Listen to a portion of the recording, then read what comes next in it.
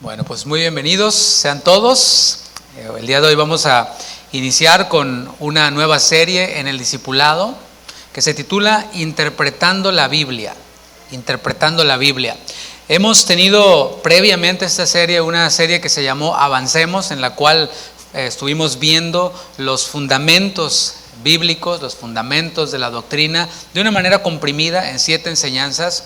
Y el plan es que ese curso se pueda impartir también con nuevos creyentes, a quien usted le va a estar predicando el evangelio y lo va a traer a la iglesia, pues estar discipulándolos por medio de ese curso a la hora de las 9 de la mañana, a la hora que tenemos el devocional en alguno de los salones. Así que esto ya queda allí grabado para la iglesia, esa enseñanza, pero también se va a estar impartiendo como un curso. Y hoy vamos a empezar esta nueva serie dentro del discipulado que se titula Interpretando la Biblia. Esta es una introducción, o sea, no vamos a arrancar todavía de lleno. El día de hoy vamos a tener una introducción para que podamos ver la importancia de esta serie.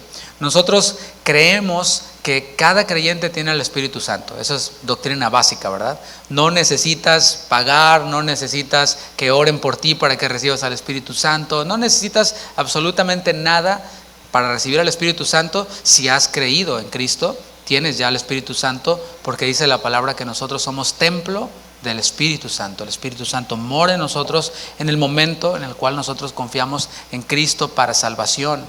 Sin embargo, tenemos también nosotros que poner nuestra parte, poner diligencia. Dice la palabra, añadan a su fe virtud, a la virtud conocimiento, y así sucesivamente. Nosotros tenemos una parte activa en nuestra santificación. Y si nosotros pretendemos solamente recibir enseñanza e instrucción bíblica el día de reunión, pues va a ser complicado. Nuestro crecimiento va a ser mucho más lento.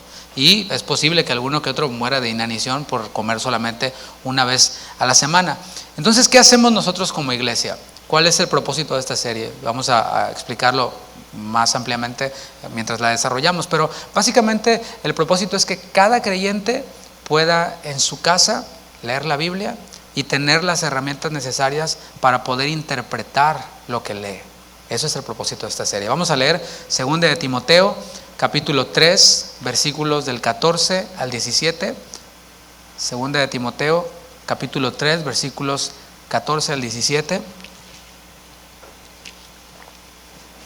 Hablándole el apóstol Pablo al joven pastor Timoteo, le dice: pero tú persiste en lo que has aprendido y te persuadiste, sabiendo de quién has aprendido, y que desde la niñez has sabido las sagradas escrituras, las cuales te pueden hacer sabio para la salvación por la fe que es en Cristo Jesús. Toda la escritura es inspirada por Dios y útil para enseñar, para redarguir, para corregir, para instruir en justicia, a fin de que el hombre de Dios sea perfecto, enteramente preparado para toda buena obra. Hasta ahí vamos a leer.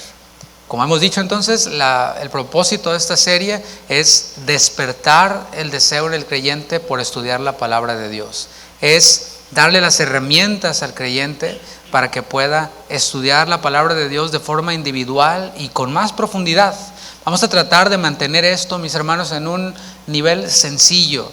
A esta clase que vamos a ver, a esta ciencia se le llama también hermenéutica. Ahorita voy a explicar qué es lo que eso significa. Le titulamos Interpretando la Biblia, pero la materia en sí se llama hermenéutica. Yo sé que esa palabra, la misma palabra, puede asustar a alguien, ¿verdad?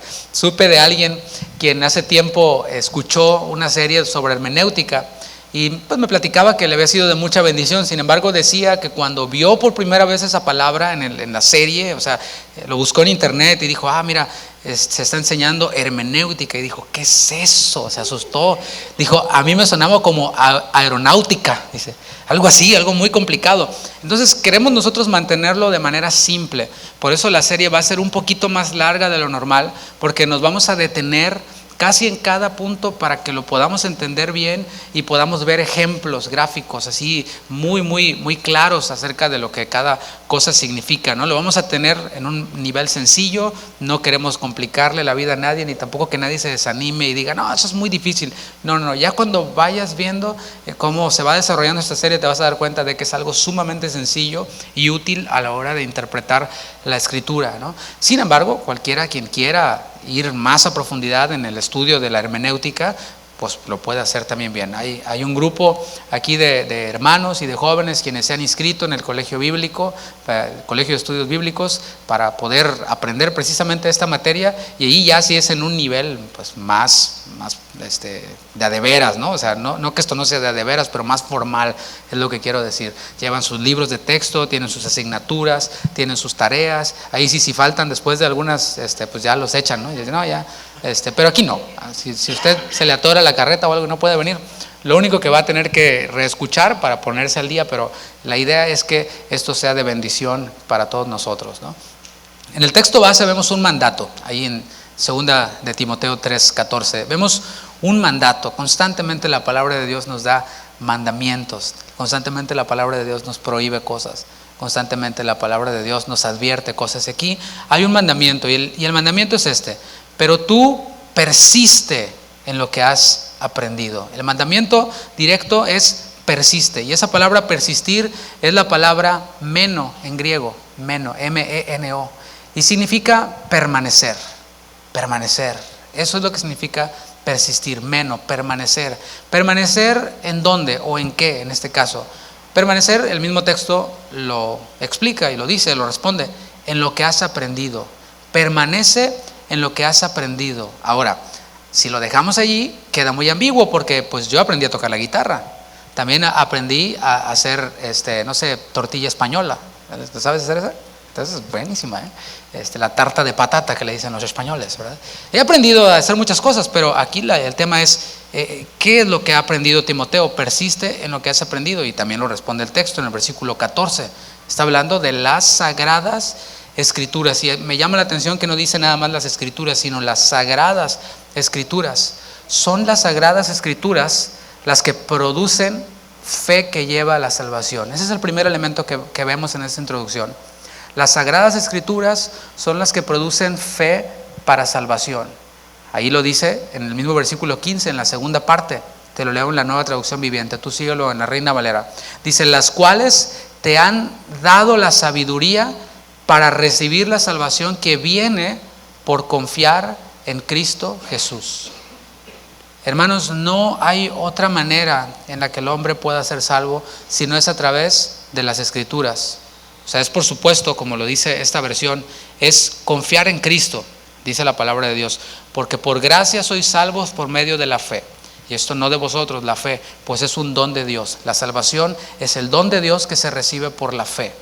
Pero si no hay palabra de Dios, si no hay escrituras, no puede haber fe para salvación. No se puede confiar en Cristo si no se expuso primeramente a Cristo en las escrituras. Por eso Romanos 10:17 dice: así que la fe viene por el oír, y el oír por la palabra de Dios. Y esto nos abre todo un panorama de posibilidades. Esto nos responde a muchas preguntas. Puede ser en la propia vida de alguien quien diga: estaba con esa duda, ¿acaso yo soy salvo o no soy salvo?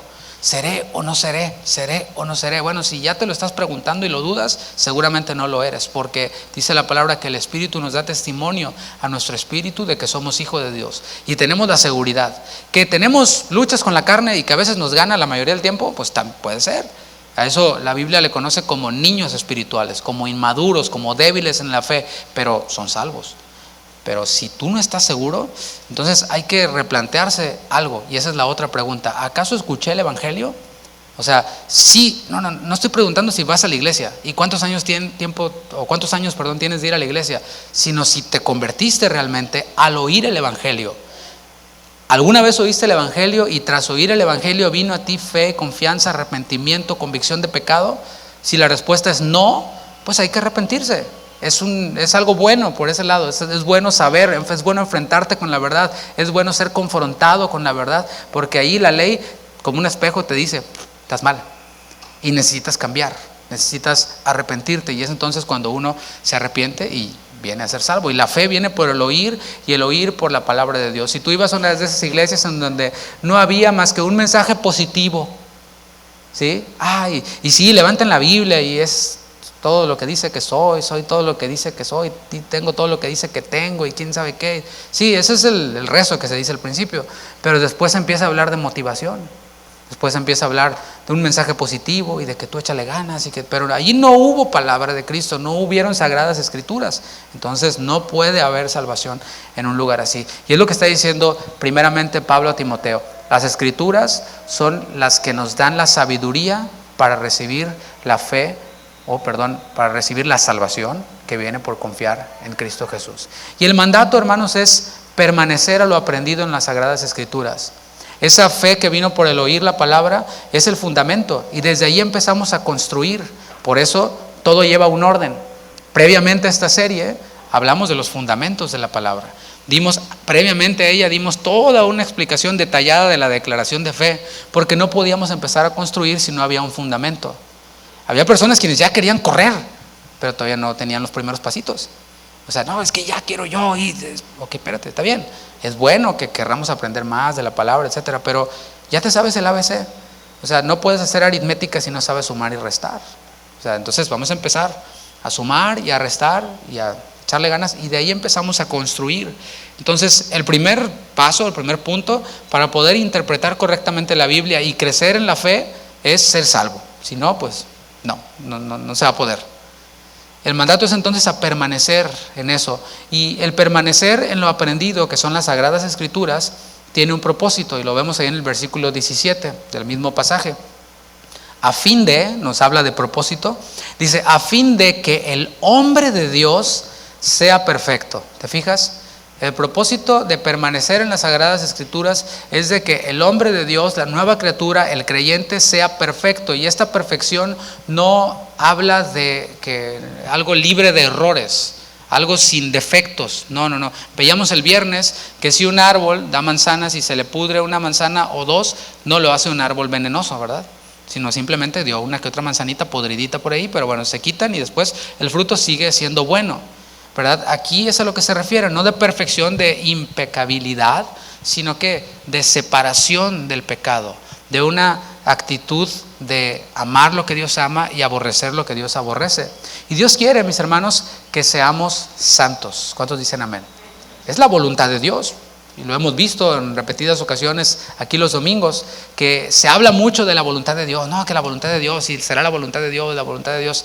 Sí, pero explícitamente la palabra de Dios dice en primera carta a los Tesalonicenses capítulo 3 versículos del 4 al 8, dice, pues la voluntad de Dios, y lo dice explícitamente, es vuestra santificación.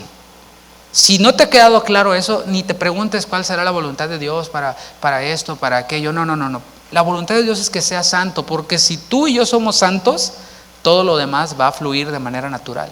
Si tú y yo somos santos, es decir, estamos amando lo que Dios ama y aborreciendo lo que Dios aborrece, y tú eres un joven y vives en santidad, cuando se te presenta la tentación de involucrarte con una persona que es yugo desigual, alguien que no es creyente, ¿qué crees que vas a hacer? Vas a saber cuál es la voluntad de Dios agradable y perfecta, y vas a rechazar eso que Dios rechaza. Dios quiere también que andemos en las buenas obras que Él preparó de antemano para que viviésemos en ellas, como lo dice Efesios capítulo 2 versículo 10. El Señor preparó buenas obras para nosotros los creyentes.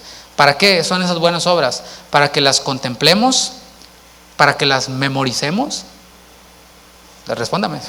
Se quedó. O sea, las buenas obras que el Señor tiene en su palabra son para que las memoricemos nada más, o para que las contemplemos y digamos, oh sí, y es más, hasta que las imprimas y las pongas en un cuadro ahí, en todas las paredes de tu casa. No, las buenas obras que Dios preparó de antemano son para que andemos en ellas, para que vivamos en ellas. En su conclusión del Sermón del Monte, Jesús, después de decir toda esta serie que ya nos ha llevado 30 temas y más nos va a llevar, el Señor termina hablando de una parábola conocida para nosotros. ¿Te acuerdas cuál es esa parábola? Aquel hombre que edificó sobre la arena, vinieron los vientos, las lluvias y ¡puf!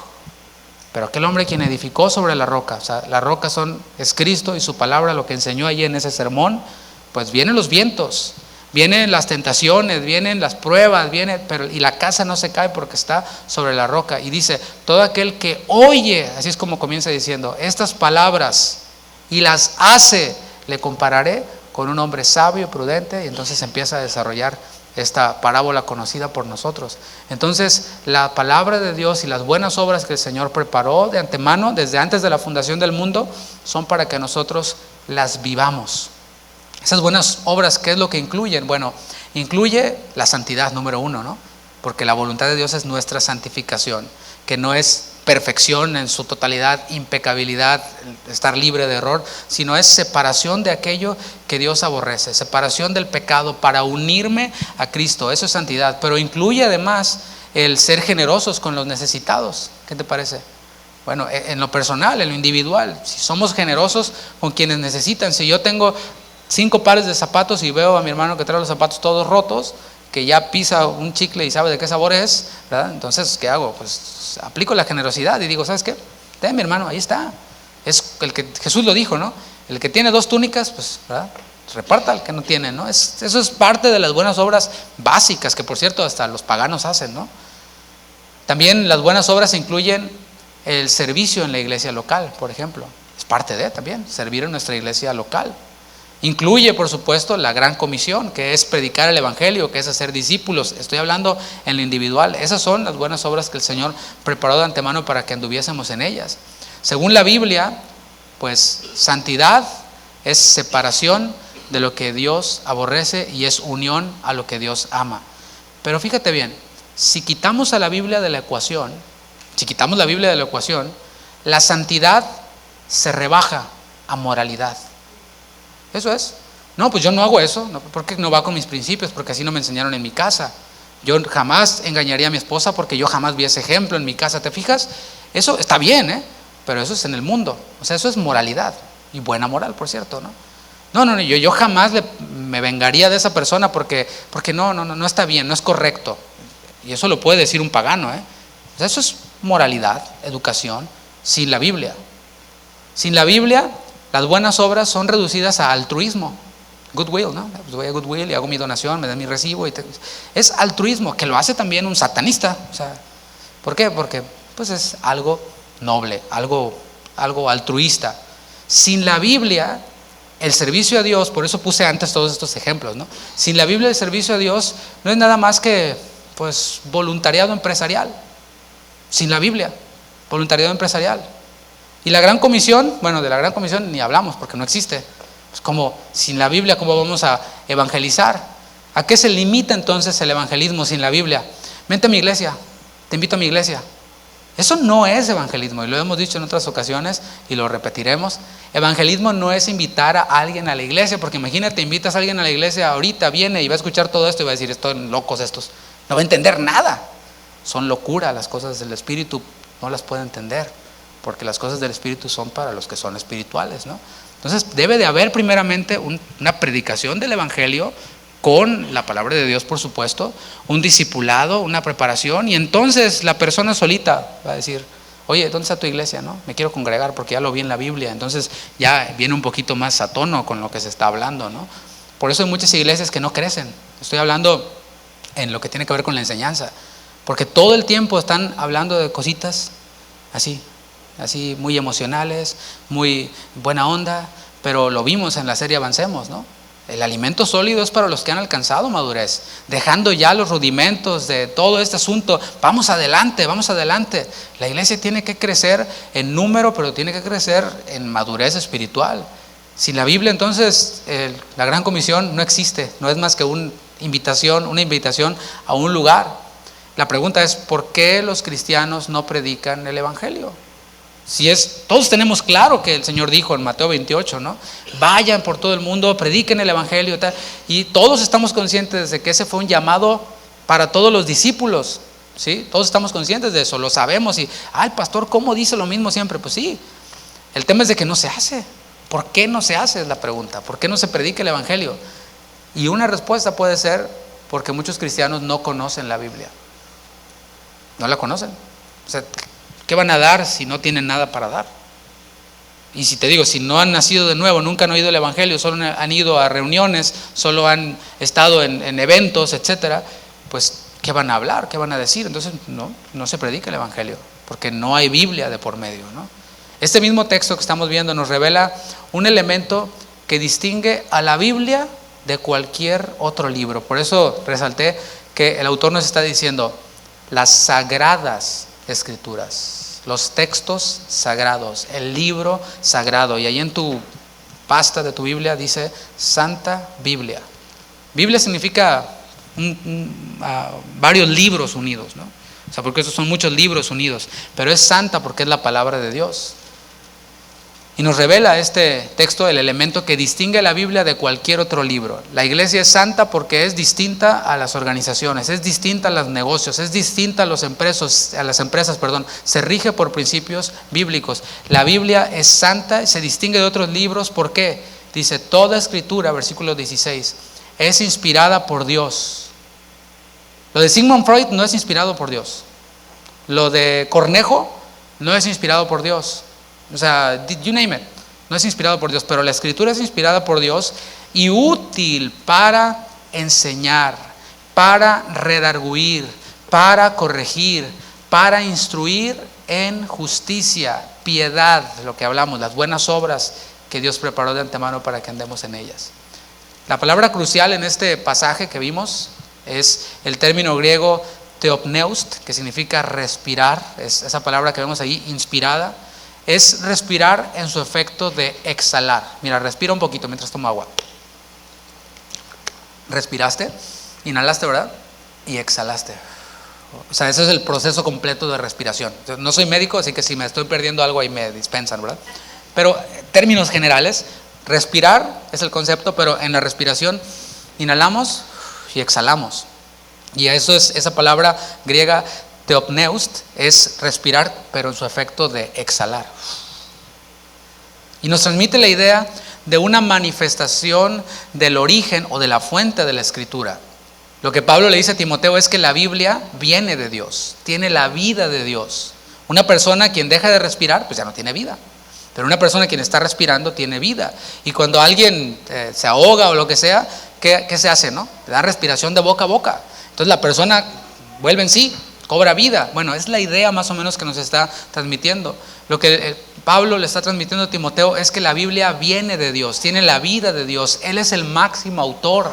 Por encima de los autores que tenemos en la Biblia hay un máximo autor y es la palabra de Dios, proviene de Él y lleva el sello de todo lo que Dios es. Toda la Biblia lleva el sello de lo que Dios es. Toda ella lleva el sello de lo que Dios es. Deuteronomio capítulo 8, versículo 3, si me acompañas. Deuteronomio 8, 3.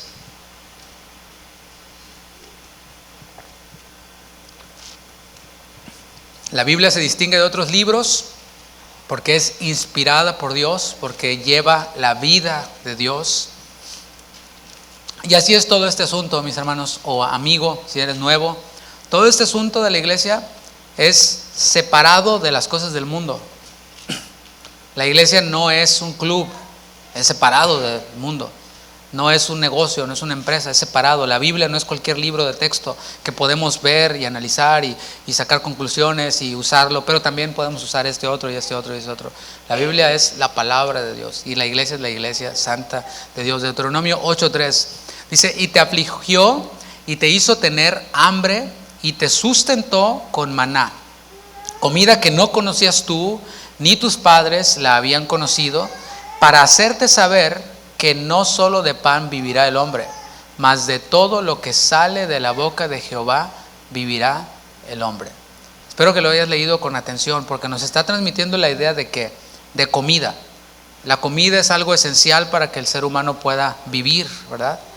Pero aquí está hablando acerca, en una comparación del maná que comieron ellos en el desierto para poder vivir, y les dice que el propósito era que ellos conocieran que no solo de pan vivirá el hombre, sino de todo lo que sale de la boca de Dios. Eso es lo que nos produce la vida espiritual, porque puedes estar muy gordito, muy bien alimentadito, pero si no hay palabra de Dios, estás raquítico espiritualmente y no tienes con qué enfrentar las batallas de la vida normal y las batallas de la vida cristiana que traen consigo el vivir la vida cristiana, ¿no?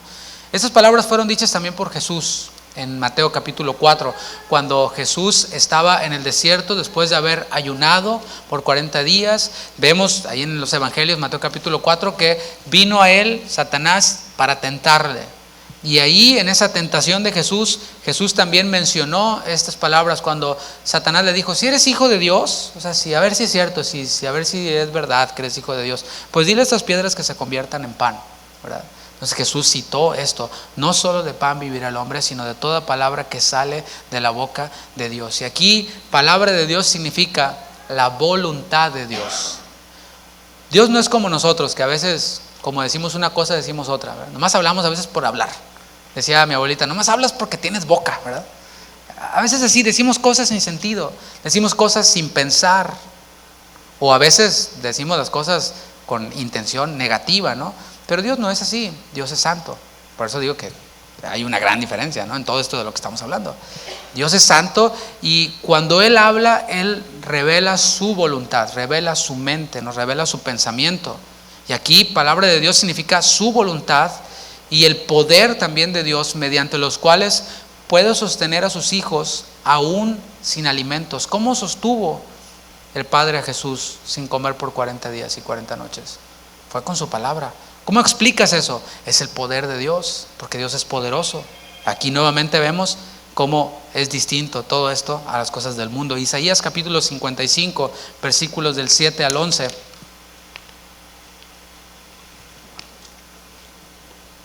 Nos lleva a reforzar esto que te acabo de decir, que Dios habla y nos revela su propósito, nos revela su voluntad. Isaías 55, 7. Dice, deje el impío su camino y el hombre inicuo sus pensamientos y vuélvase a Jehová, el cual tendrá de él misericordia, y al Dios nuestro, el cual será amplio para perdonar, porque mis pensamientos no son vuestros pensamientos. Porque nuestros pensamientos están contaminados con el mundo, con arrogancia, con soberbia, con pecado. Y dice, ni vuestros caminos, mis caminos, dijo Jehová. Como son más altos los cielos que la tierra, así son mis caminos más altos que vuestros caminos. Y no importa quién seas, así seas el más erudito del mundo, el que acaba de fallecer, ¿no? No importa, mis caminos son más altos que los tuyos y mis pensamientos más que vuestros pensamientos. Porque como desciende de los cielos la lluvia y la nieve y no vuelve allá, sino que riega la tierra y la hace germinar y producir y da semilla al que siembra y pan al que come, que dice el versículo 11, así será mi palabra que sale de mi boca. No volverá a mí vacía, sino que hará que lo que yo quiero y será prosperada en aquello para que la envíe.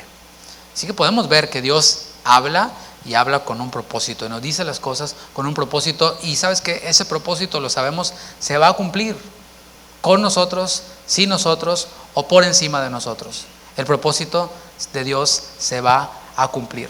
Mateo capítulo 16. Cuando el Señor habló acerca de la iglesia, la primera mención que hay de la iglesia, le dijo, Pedro, tú eres Pedro y sobre esta roca edificaré mi iglesia y ni las puertas del Hades prevalecerán contra ella. ¿Usted cree que se va a cumplir eso? ¿Con nosotros, sin nosotros o por encima de nosotros? Dios lo va a cumplir. Así que hacemos bien estar en la empresa de Dios, ¿no? En la iglesia de Dios. Es necesario tener en nuestra mente y en nuestro corazón que Jesús es el mensaje de las Escrituras, porque hemos visto que Dios habla con un propósito, Dios nos revela su voluntad, pero ¿cuál es el mensaje? El mensaje de las Escrituras, mis hermanos, es Jesús. Y Jesús mismo se los dijo a los judíos quienes no creían en Juan capítulo 5, versículo 39. Les dijo, escudriñad las Escrituras, porque a vosotros os parece que en ellas tenéis vida eterna, y ellas son las que dan testimonio de mí, dijo Jesús. Ese es el mensaje de Dios. El mensaje de Dios y la voluntad de Dios y todo lo que tiene que ver con Dios es Cristo. Porque de Él, por Él y para Él son todas las cosas, a Él sea la gloria por los siglos. Amén, dice Romanos 11:36. O sea, todo trata de Cristo en las Escrituras. Esa es la voluntad de Dios. ¿Por qué? Acompáñame a Juan 1, versículo 14. ¿Por qué podemos afirmar que Jesús es todo el mensaje de Dios en la Escritura? Dice Juan 1:14.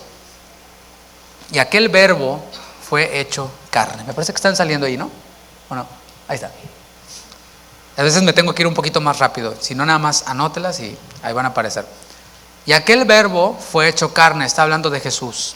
Y habitó entre nosotros. Se hizo hombre como uno de nosotros. Y vimos su gloria. Juan, por cierto, estuvo ahí en la transfiguración, pero bueno. Y vimos su gloria, gloria como del unigénito del Padre, lleno de gracia y de verdad. Y aquí aquel verbo es la palabra. En el principio, dice el versículo 1 de Juan 1, en el principio era el verbo, y el verbo era Dios, y el verbo era con Dios. Este era en el principio con Dios. Todas las cosas por Él fueron hechas, y sin Él nada de lo que existe habría sido hecho. Entonces está hablando de Jesús como el mensaje, de Jesús como la palabra de Dios. Y aquí vemos que la palabra se hizo hombre, se hizo accesible para todos aquellos. Pudimos ver la raza humana, no digo yo personalmente, sino como raza humana pudimos ver el mensaje de Dios. El verbo de Dios se hizo hombre, habitó entre nosotros y enseñó. Enseñó por medio de parábolas. Esas parábolas servían para que quienes estaban dispuestos para recibirlo como el Mesías entendieran. Pero aquellos quienes estaban endurecidos en su corazón, para que fueran endurecidos más, y decía Jesús, para que viendo no vean. Pero bueno, el verbo se hizo carne, habitó entre nosotros y vimos su gloria. Gloria como del unigénito del Padre, lleno de gracia y de verdad. También Hebreos capítulo 1, versículos del 1 al 2, que es nada más anótalo, no está allí tampoco. Pero Hebreos 1 también nos dice la palabra de Dios. Dice, Dios habiendo hablado muchas veces, de muchas formas, a través de visiones, a través de muchas cosas, Dios habló por medio de los profetas. A Él le ha placido hablarnos a nosotros por medio de Cristo. Ese es el mensaje. O sea, Jesús es el mensaje, Jesús es el mensajero, Jesús es de lo que habla la Biblia. Por eso, si alguien dice que Jesús no es Dios, que Jesús no murió, que nada más se desmayó, este tipo de doctrinas que son heréticas, afirmamos que son heréticas, ¿por qué? Porque si quitamos a Cristo de la ecuación, no hay salvación. Toda la escritura pierde su sentido. Por eso en el judaísmo no está la salvación, aunque pues está en parte de la Biblia que nosotros tenemos, ¿no? Pero ellos no toman en cuenta a Cristo como el Mesías, entonces no hay salvación. Suena exclusivo, sí, pero Jesús dijo, yo soy el camino, la verdad y la vida, y nadie va al Padre si no es por mí. Jesús es el mensaje, Jesús mismo es el mensajero, Jesús es la palabra. Hemos visto entonces cuál es el objetivo de estudiar las Escrituras. Es para ser santos, ¿verdad? Para ser hechos perfectos, santos delante de Dios y poder vivir vidas santas, ¿no? También hemos visto la importancia y la relevancia de las Escrituras. Bueno, ahora vamos a ver algunas herramientas para persistir en las Escrituras, porque es el mandato que le da Pablo a Timoteo. Persiste en lo que has aprendido. Hay herramientas para eso.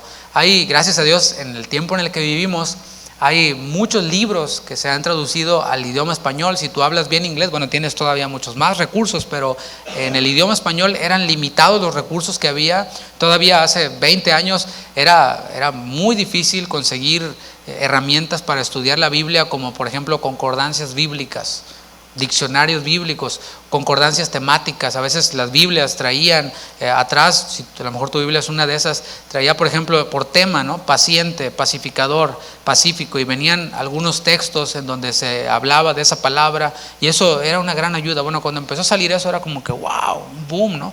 Pero hoy hay tantas herramientas para poder estudiar la Biblia, que bueno, ya el que no la estudia es porque de plano pues o no quiere o no sé, ¿no? Pero hay muchas herramientas para poder persistir en las Escrituras, diccionarios, comentarios, que son consultas de complemento, los comentarios, qué dijo tal comentarista en este texto, qué dijo este otro, y no quiere decir que lo que dijo el comentarista es inspirado por Dios, ¿verdad? Son sus interpretaciones, pues bueno, ir a ellas, compararlas con otros, hacer nuestro propio estudio y, ¿por qué no? Decir, bueno, yo no estoy de acuerdo con este comentarista porque yo veo esto en la Escritura, ¿no? Y está bien, eso es interpretación y son herramientas que nos ayudan a complementar y a consultar lo que nosotros estamos estudiando. Pero el tema que nos tiene y sobre el cual se va a desarrollar esta serie es la hermenéutica. Esa palabra hermenéutica viene del griego hermeneutike, es muy parecido, y es el arte de explicar, de traducir o de interpretar. Es el arte o teoría de interpretar textos. Esto se aplica en los textos también filosóficos. O sea, la interpretación de un texto pues aplica no solamente para la Biblia, aunque nosotros nos vamos a centrar en la Biblia. Todo texto que nosotros leemos puede ser una carta, puede ser un mensaje de texto, puede ser un email, puede ser un libro X, pues tiene que ser leído en su contexto, ¿verdad? Tienes que aplicar ciertas reglas, la persona que lo dijo, quién lo dijo, por qué lo dijo, a quién se lo dijo, ¿verdad? ¿Cuándo lo dijo? O sea, son elementos que sí le dan un sentido a una carta o a un documento, pero en este caso estamos hablando de las Sagradas Escrituras, es la interpretación de las Sagradas Escrituras, es traducir, es interpretar, es explicar lo que leemos en la palabra de Dios. A la aplicación de principios hermenéuticos, o sea, cuando aplicamos todos estos principios que vamos a ver, pero ya cuando los aplicas todos juntos y explicamos el significado de la escritura, a eso se le llama exégesis. Está la hermenéutica y cuando usas todas esas herramientas para interpretar, se le llama a esto exégesis. Y esta palabra proviene también del griego, la palabra exégesis, y significa extraer. Es decir, extraer el significado que el Espíritu Santo ha puesto en el texto bíblico, porque la escritura es inspirada por Dios. Fue el Espíritu quien inspiró a los santos hombres de Dios para escribir. Y cuando nosotros hacemos exégesis, estamos tratando de extraer el significado que el Espíritu Santo ha puesto en el texto bíblico. Vamos a Nehemías capítulo 8, para ver un ejemplo en el Antiguo Testamento de cómo ya desde allí había personas quienes hacían exégesis, quienes explicaban, quienes interpretaban, quienes trataban de que el pueblo entendiera lo que estaba escuchando. Nehemías capítulo 8. Esto ocurrió durante la reconstrucción de los muros para el templo.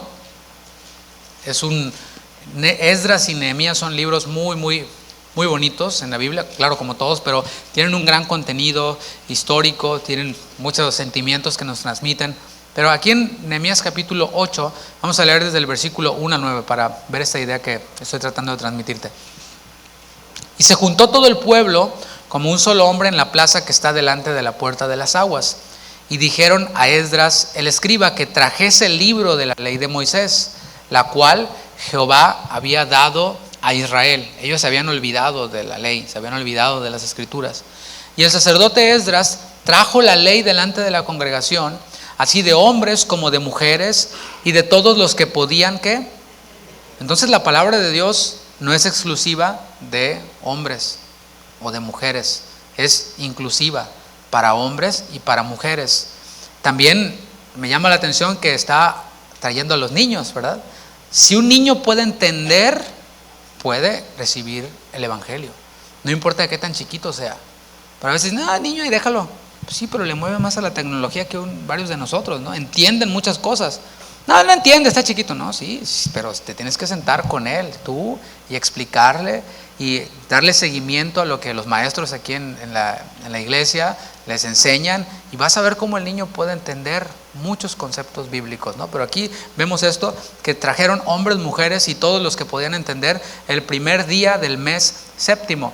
Y leyó en el libro delante de la plaza que está delante de la puerta de las aguas, desde el alba hasta el mediodía. O sea, este fue un mensaje largo, así como el día de hoy, si llegaste desde las 9 al devocional, pues nos le echamos larga, y gloria a Dios, ¿verdad? Si alguien se queja por eso, pues bueno, no está obligado, pero está padrísimo, yo lo disfruto, ¿no? Dice, en presencia de hombres y mujeres y de todos los que pueden entender, y los oídos del pueblo estaban atentos al libro de la ley. Esa es la actitud de un pueblo que recibe lo que viene más adelante, ¿no? Los oídos de todo el pueblo estaban atentos al libro de la ley. No estaban ahí con el Face, me echo un sueñito, ¿no? Me salgo 20 veces al baño. Eso no habla de atención. O sea, de hecho no creo que estarían en una corte así, ¿verdad? Aunque esto no es una corte, pero bueno, a veces se le da más reverencia a una corte que a cuando se está exponiendo la palabra de Dios. Y no estoy tratando de pónganme atención, escúchenme, no. Es que si se está exponiendo la palabra de Dios, creo que merece cierta atención, ¿no? Es de lo que estamos hablando. Los oídos de todo el pueblo estaban atentos al libro de la ley. Y el escriba Esdras estaba sobre un púlpito de madera que habían hecho para ello, y junto a él estaban Matatías, Sema, Anías, Urías, Hilcías y Maasaías a su mano derecha. Y a su mano izquierda, Pedaías, Misael, Malaquías, Hasum, Hasbadana, Zacarías y Mesulam. Abrió pues Esdras el libro a ojos de todo el pueblo, porque estaba más alto que todo el pueblo. Y cuando lo abrió, todo el pueblo estuvo atento, todo el pueblo. Y me llama la atención que hasta los niños también. Es que también podemos enseñar a nuestros niños. Si nosotros le damos el valor a la palabra de Dios y a la reunión, sabes que nuestros niños lo van a tener también. Hijo, esto es algo serio. Vamos a escuchar palabra de Dios. No decimos, hijo, córrele, no le hace, brinque, y nadie nos va a decir nada. Pues si no nos vamos, llevamos nuestro negocio a otro lado, ¿no? No, es, hijo, esto es más importante que tu escuela, es la palabra de Dios. Decirle a tu hijo, transmitirle y darle el ejemplo, ¿no?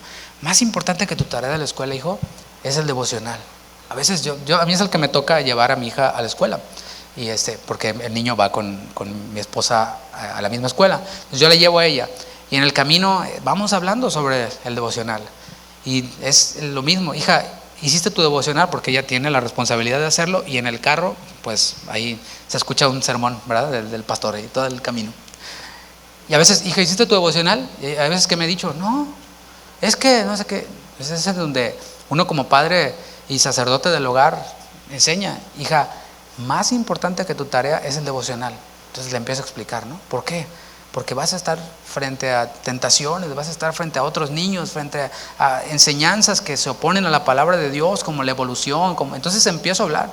Y tú tienes que tener la palabra de Dios viviendo en ti, porque si eres hija de Dios, entonces vive como hija de Dios. Entonces empieza uno a darle esa importancia de vida, ¿no? Y vemos aquí cómo todo el pueblo, incluidos los niños, estaban atentos. Bendijo entonces Esdras a Jehová Dios grande, y todo el pueblo respondió, amén, amén, alzando sus manos, y se humillaron y adoraron a Jehová, inclinados a tierra. Aquí vemos un acto de alabanza, un acto de adoración que viene precedido, ¿verdad? ¿Por qué? Por la enseñanza de la palabra. O sea, viene después de que la palabra se expuso.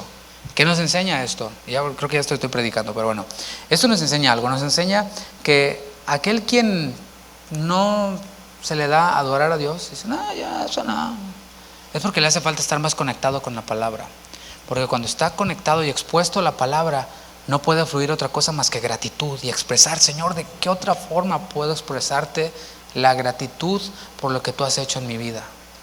Ellos decían, así sea, alzaban sus manos, postrarse, y eso es algo que es bueno que lo tomemos en cuenta, porque constantemente cantamos, y me postro, ¿verdad? O sea, canciones que dicen eso, hoy me postro a ti, te adoro Dios, y todos bien parados, ¿verdad? Y no lo estoy regañando, pero estoy aplicando este principio, ¿no?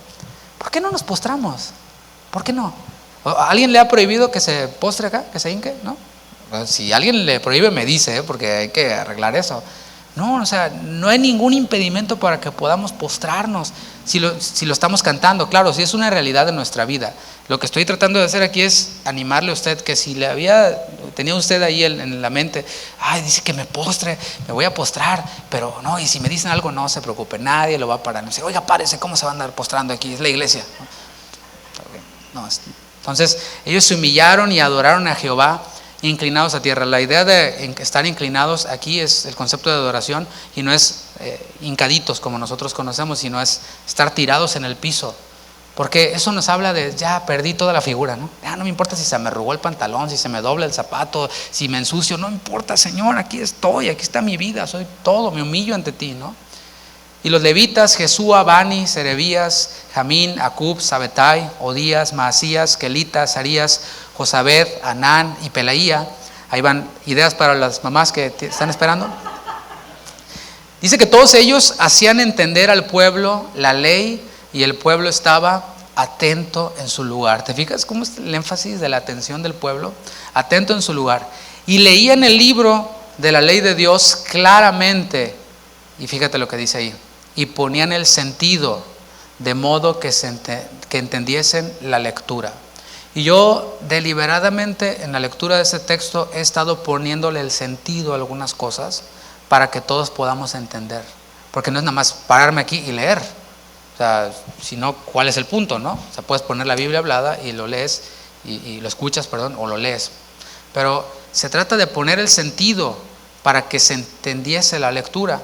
Y Nehemías, el gobernador, y el sacerdote Esdras, escriba, y los levitas que hacían entender al pueblo, dijeron a todo el pueblo: día santo es a Jehová nuestro Dios, no os entristezcáis ni lloréis, porque todo el pueblo lloraba oyendo las palabras de Israel.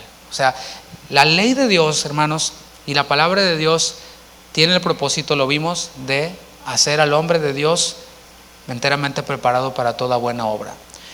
Y ese proceso, y eso incluye el que nos muestra nuestro pecado. Es así.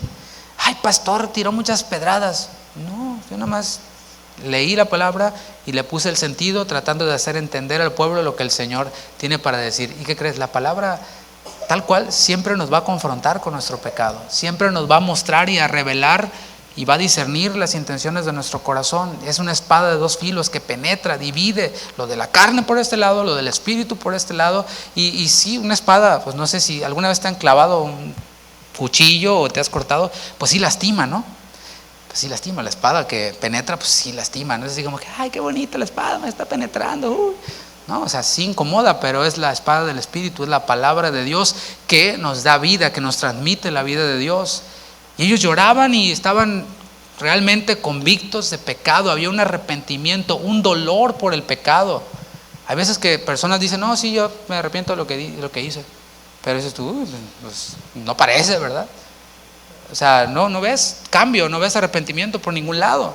Más bien ves dureza, a veces, no, ¿sabes qué? Eso no es arrepentimiento. Pero ellos no, ellos estaban realmente contritos, estaban humillados, estaban llorando por su pecado, tanto que de plano vino el sacerdote y le dijeron al pueblo, oigan, ya, o sea, sí está bien, lloren, pero ya que no se les pase la mano, ¿no? Vamos a gozarnos porque ya recibimos la palabra, el Señor nos ha perdonado. Y después llamaron y convocaron una fiesta, y comieron, bebieron, fue un gran avivamiento verdadero, ¿no? ¿Qué tiene que ver eso con lo que estamos hablando? La iglesia local tiene la función de perfeccionar a los santos para la obra del ministerio. ¿Por medio de qué? Por medio de la palabra bien explicada, por medio de la palabra bien interpretada. Pero es imposible, mis hermanos, como dije, que alguien sobreviva solamente con lo que se enseña aquí viernes y domingo. Es imposible que alguien sobreviva así. La palabra, por eso hice la analogía del pan, la palabra es el pan de cada día. Es tan necesario como el pan que nosotros recibimos cada día para poder tener fuerzas. Y la responsabilidad de alimentarse es primariamente de cada creyente. O sea, cada uno de nosotros somos responsables de alimentarnos con la palabra diariamente. Ahora, para finalizar, tocar el último punto, te voy a hablar ahora de la actitud que debemos de tener para interpretar la Biblia. A diferencia de la leche, el alimento sólido de la palabra se tiene que masticar. La leche no la masticas, ¿verdad? A menos que esté en queso, pero la leche no se mastica, se bebe, pero el alimento sólido sí se mastica, pero debe de ser con una actitud humilde, no con el deseo de impresionar o de menospreciar a nadie, porque eso es en lo que muchos caen. Se aprenden una que otra cosita por acá y ya están impresionando a todos, ¿no? Están hablando de otra cosa y salen con, no, es que tú sabías que esto y esto y esto. O sea, no lleva el propósito de edificar, sino de impresionar cuánto sabe la persona. O de menospreciar, ¿y tú a ver qué? ¿Tú qué sabes? Ay, ¿tú qué? No, o sea, esa no es la actitud. La actitud que se debe tener es la que vemos en el pueblo de Israel, ahí en el capítulo 8 que vimos. Es una actitud de humildad, una actitud de amar a los demás. Esos levitas quienes hacían entender al pueblo, amaban a Dios y amaban al pueblo, por eso los hacían entender. Y cuando lo entendieron lloraron más, ¿no? Era maravilloso. También en el Nuevo Testamento vemos un ejemplo de cómo debe ser nuestra actitud. Y está en Hechos capítulo 17, no voy a tener que explicar demasiado porque ya lo vimos aquí los domingos. Y a mí me quedan nomás como 4 minutos. Vemos un ejemplo de cómo debe ser nuestra actitud. Dice Hechos 17:10. Inmediatamente los hermanos enviaron de noche a Pablo y a Silas hasta Berea. Y ellos, habiendo llegado, entraron en la sinagoga de los judíos. Y estos eran más nobles que los que estaban en Tesalónica. Los hermanos que estaban en la sinagoga, los bereanos, eran nobles. Y esta palabra significa bien nacido. Significa alguien que tiene una buena calidad moral, alguien quien tiene una actitud refinada. Eso es lo que define nuestra educación. Nuestra educación no la define mi título. Lo que define mi educación, hablando en términos del mundo incluso, es si digo buenos días, si saludo, si soy cortés, si soy amable. Eso es lo que determina qué tan educado soy o no. Bueno, los de Tesalónica eran nobles, eran refinados en su actitud. Y esa actitud refinada la demostraban poniendo atención a lo que oían del apóstol Pablo. Ellos recibieron la palabra con solicitud, lo vimos, y solicitud es disposición. Entonces su educación, su nobleza, fluía desde esa disposición para recibir la palabra de Dios. La meta de los bereanos, mis hermanos, al estar ahí en la sinagoga, como espero que sea tu meta hoy para estar aquí, es recibir la palabra de Dios. Pues para eso estaban en la sinagoga, a eso vienes a la iglesia, a recibir la palabra de Dios. Ellos habían ordenado todo para estar allí en ese día escuchando al apóstol Pablo. Estaban dispuestos, tenían esa actitud correcta para recibir. Y su disposición a la palabra demostraban, ¿sabes cómo? Ahí lo dice en el texto, escudriñando cada día las escrituras para ver si estas cosas eran así. Esa palabra escudriñar es la palabra anacrino que vimos el viernes, y es distinguir, es separar con el fin de investigar. Ojalá que si escuchas con atención, has dispuesto todo y estás aquí para recibir la palabra de Dios, puedas traer elementos para anotarlos y llevártelos e investigar, y vas a ver cómo vas a ser enriquecido espiritualmente. A lo mejor no eres de los que toman notas en el momento. Yo soy así, yo batallo mucho para tomar notas en el momento, así como mi esposa ahorita está, pero ella escribe rápido y le gusta escribir. Yo soy malísimo para eso porque yo soy hombre. Los hombres nomás podemos hacer una cosa al mismo tiempo, ¿verdad? O escucho o escribo. O sea, entonces, ¿qué es lo que hago? Después reescucho y ya hago algún resumen, hago algunas notas, ¿no? Pero como sea, el punto es de que podamos venir dispuestos y llevarnos cosas en las que podamos meditar, llevarnos cosas que podamos investigar, que podamos indagar en lo individual. Examinar exhaustivamente, eso es lo que significa crino. Los bereanos no menospreciaban a Pablo. O sea, el hecho de que ellos tomaran notas y se llevaran cosas para después buscar en Google, no es cierto, no había Google en ese tiempo, pero que tomaban cosas y las separaban para investigarlas, no quería decir que ellos pues estuvieran menospreciando a Pablo o que lo hicieran con desconfianza, a ver si es cierto que este Pablo es muy apóstol, ¿no? No era eso. Pero por sí mismos sí cotejaban lo que escuchaban en las escrituras. Pablo no hablaba otra cosa más que la Biblia. Era pura Biblia lo que hablaba, o pura ley, ¿no? Lo que ellos conocían. Pero aún así, el sentido que Pablo le daba, la interpretación que Pablo le daba, era analizada por estos bereanos. Sin embargo, hoy a todos se le dice amén. O sea, hay dos extremos, ¿no? O a todos se le dice amén, o a todos se le dice que no. Pero así nomás porque sí.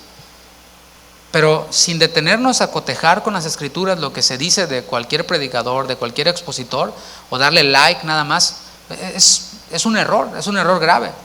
El texto dice que ellos hacían cada día esto, cada día escudriñaban lo que decía Pablo y lo comparaban con las escrituras. Y esto nos habla a nosotros de que cada día no es solamente el día de reunión, sino cada día nos habla lunes, martes, miércoles, jueves, viernes, sábado, domingo. No hay ninguno de los 7 días que no seamos cristianos, ¿verdad? No hay ninguno de los 7 días que debamos de excluir a la palabra y a Dios. Así que pues creo que esto nos da una lección de parte de nuestros hermanos bereanos ahí en Hechos 17. Y la conclusión de esta introducción es que la ignorancia de los métodos correctos de interpretación ha provocado desde la desviación de movimientos enteros hasta el surgimiento de sectas nocivas. Muchas sectas el día de hoy han surgido, ¿por qué? Porque se ha interpretado mal la escritura, porque se ha ignorado. Una persona deliberadamente tuerce un texto y dice algo que en realidad el texto no dice, pero también responsabilidad de un pueblo que dice a todo amén y que no coteja y dice, no, pues así dice que hay que alabar al Señor con salterío, entonces saltamos. Pero así dijo el pastor, así, y ahí dijo en la Biblia, no, es que leyó mal, decía salterio, no salterío. Y ese es un ejemplo bobo, ¿no? Pero hay sectas enteras que han salido a causa de malas interpretaciones de la Biblia. Segunda de Pedro 3:15, con esto termino. Segunda de Pedro 3:15 dice, y tened entendido que la paciencia de nuestro Señor es para salvación, como también nuestro amado hermano Pablo. Fíjate cómo se refiere Pedro a Pablo, con amor, nuestro amado hermano Pablo. Según la sabiduría que le ha sido dada, os ha escrito. Y fíjate que en algún momento Pablo reprendió a Pedro cara a cara delante de todos. ¿Por qué? Porque andaba desordenadamente. Eso lo veremos después, ¿no? El punto es de que la Escritura nos dice que un día el apóstol Pablo reprendió a Pedro. Y Pedro no se ve por aquí que, sí, el Pablo ese. No. Nuestro amado hermano Pablo, según la sabiduría que le ha sido dada, o sea, escrito casi en todas sus epístolas, hablando en ellas de estas cosas. O sea, está diciendo lo que yo enseño con lo que Pablo enseña está de acuerdo, coincide, está en coincidencia. Entre las cuales, dice, hay algunas difíciles de entender. O sea, no todo es fácil de entender. Hay algunas cosas en las que tenemos que meternos un poco más, usar las herramientas, escudriñar, y eso difícilmente lo vamos a lograr si no disponemos el tiempo para hacerlo, ¿no? Las cuales los indoctos e inconstantes tuercen, como también las otras escrituras, para su propia perdición. Entonces, hermanos, es una responsabilidad que todos tenemos, y es necesario que, como decía la segunda carta de Timoteo en el capítulo 3 que leímos al principio, de que persistamos en lo que hemos aprendido y que sigamos creciendo en gracia y que sigamos creciendo en el conocimiento de Dios. Amén. Oremos. Padre, gracias por ese tiempo, gracias por tu palabra, gracias por lo que tú nos enseñas, Señor.